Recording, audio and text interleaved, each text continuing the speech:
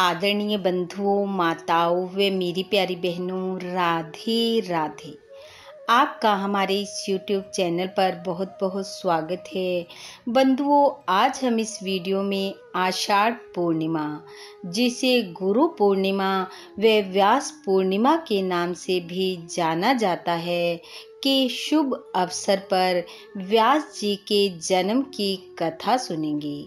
कथा सुनने के बाद यदि आप हमारे चैनल पर नए हैं तो कृपया हमारे चैनल को सब्सक्राइब करें, बेल आइकन को प्रेस करें ताकि हमारी वीडियो की नोटिफिकेशन सबसे पहले आप तक पहुंचे। वीडियो को शेयर व लाइक भी जरूर करें।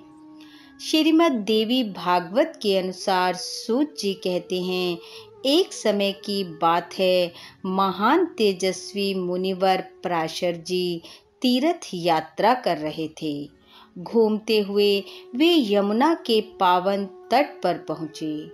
देव योग से वहाँ उन्होंने एक अति सुंदर मनमोहक नेत्रों वाली कन्या को देखा। इस कन्या का नाम सत्यवती था। इसके शरीर से मछली की दुर्गंध आती थी, अतः इसे मत्स्यगंधा के नाम से भी जाना जाता था। उस कन्या को देखकर मुनि के मन में प्रबल वासना जग उठी। तब मुनि पराशर ने अपने मन के भाव को उस कन्या के समक्ष रखा। तब वह सुंदरी कन्या मुनि से कहने लगी, हे ऋषिवर, आपका उत्तम कुल है। मेरे शरीर से तो मछली की दुर्गंध निकलती है। मुझे देखकर आप में यह कुत्सित भाव कैसे उत्पन्न हो गया? मत्स्यगंधा के इस प्रकार वचन निकलते ही पराशर जी ने अपने तपोबल से उसे कस्तूरी की गंध वाली बना दिया और वह सुगंध 4 कोस तक फैल गई। तब मुनि से वह योजनगंधा कल्याणी सत्यवती कहने लगी, हे मुनिवर, यह जन समाज देख रहा है तथा उस तट पर मेरे पिता भी हैं।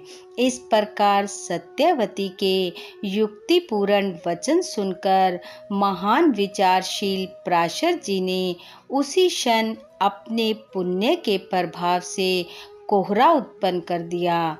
कोहरा उत्पन्न हो जाने पर तट पर अंधेरा छा गया।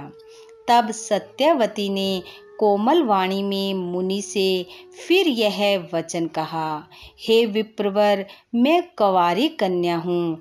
यदि गर्भवती हो गई तो पिता से क्या कहूँगी? पराशर जी ने कहा, प्रिय, मेरा प्रिय कार्य करने पर भी तुम कन्या ही रहोगी। भामिनी, तुम्हें और भी जो अभिष्ट हो वह वर मांग लो। तब सत्यवती बोली, सम्मान प्रदान करने वाले मुनि जी, आप ऐसी कृपा कीजिए जिससे जगत में मेरे माता पिता इस रहस्य को न जान सकें, मेरा कन्याव्रत भंग न होने पाए। हे द्विजवर, मेरे आपके समान ही अत्यंत अद्भुत शक्तिशाली पुत्र उत्पन्न हो। मेरी यह सुगंध सदा स्थिर रहे, मैं सदा नव युवती बनी रहूं। पराशर जी बोले, सुंदरी, तुम्हारा पुत्र पुराणों का रचयिता होगा। वेद के रहस्य को समझकर उसे 4 भागों में बांट देगा।